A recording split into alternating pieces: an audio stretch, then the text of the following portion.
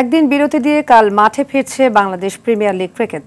চট্টগ্রামের জহুর আহমেদ চৌধুরী স্টেডিয়ামে দিনের প্রথম ম্যাচে চিটাগং কিংসের প্রতিপক্ষ জয় ফেরা ঢাকা ক্যাপিটালস।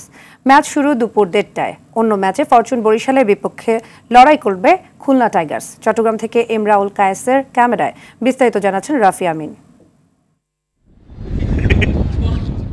একদিন বিরতি দিয়ে বুধবার ফের মাঠে ফিরছে বিপিএল। সাগরিকায় দিনের প্রথম ম্যাচে জয় ফেরা ঢাকা ক্যাপিটালসের বিপক্ষে নামবে চিটাগং কিংস। দু দলের লক্ষ্য একই হলেও সমীকরণটা একদম ভিন্ন। সবশেষ ম্যাচে দুর্বার রাজশাহীর বিপক্ষে 111 রানের বিশাল জয় পেয়েছে কিংস। 10 পয়েন্ট নিয়ে পয়েন্ট তালিকার 2-এ আছে দলটি। বুধবার ঘরের মাঠে শেষ ম্যাচটায় দর্শকদের মুখে হাসি ফোটাতে ঘাম জড়িয়েছেন মিঠুনরা।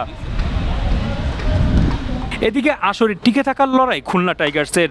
দলটির ব্যাটার আফিফ হোসেন ফিরেছেন ছন্দে, তাই বরিশালের বিপক্ষে বাড়তি আত্মবিশ্বাস দলটির।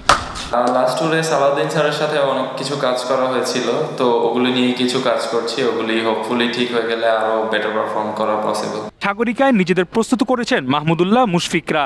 7 ম্যাচে 10 পয়েন্ট ডিফেন্ডিং চ্যাম্পিয়নদের। খুলনার বিপক্ষেও জয় নজর থাকবে দলটির। ঘরের মাঠে শেষ ম্যাচটা জয় দিয়েই শেষ করতে চাইবে চিটাগং কিংস।